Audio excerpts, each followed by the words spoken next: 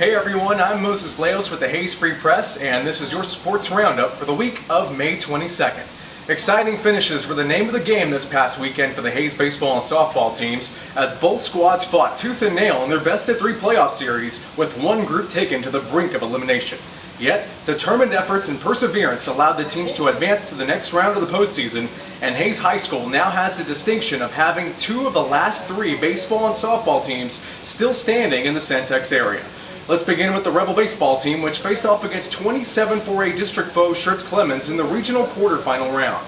Hayes began that series with a bang as Alex Robles smashed a solo home run in the second pitch of Game 1 to give Hayes a 1-0 lead. Eventually, Hayes extended that lead to 2-0. Clemens, though, rallied in the second inning, scoring 2 runs, one of which was unearned via 2 Rebel errors. However, Hayes bounced right back as Justin Diaz plastered a home run of his own in the third inning, giving Hayes a 3-2 lead. Hayes added one more run to give themselves a 4-2 advantage they held for the remainder of Game 1. Game 2, though, saw Clemens get off to a quick start, scoring 2 runs in the first and a run in the third to hold a 3-0 lead.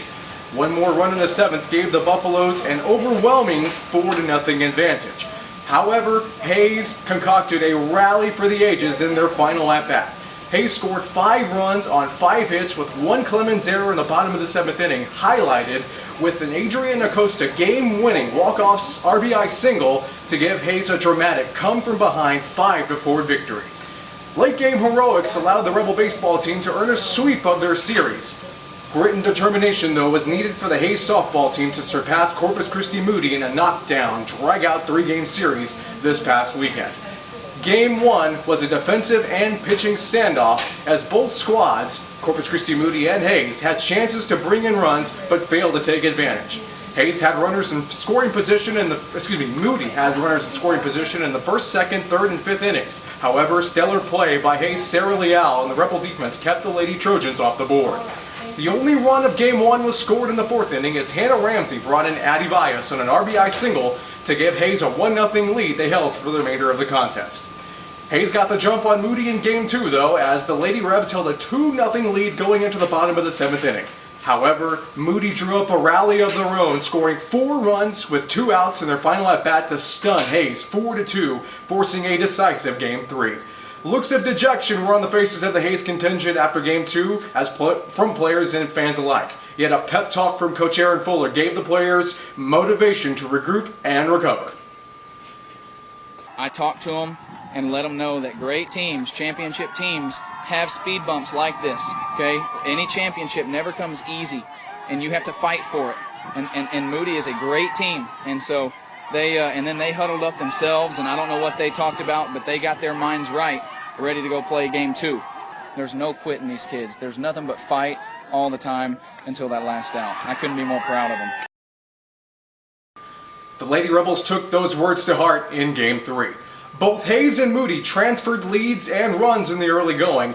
However, Moody scored 3 runs in the 4th inning and had the bases loaded at that time with 1 out. Faced with a difficult decision, Coach Aaron Fuller stuck with his ace, Sarah Leal, who pitched all 21 innings in the series. The choice was the right one, as Leal got out of that and another bases-loaded jam in the 6th, giving Hayes a chance for a comeback. Hayes cut the Moody lead to 5-4 in the 5th inning, but in the bottom of the 6th, Hayes finally broke through, as with 2 on and 2 outs, shortstop Maddie Shannon walloped a 2-run RBI double, earning Hayes a 6-5 lead.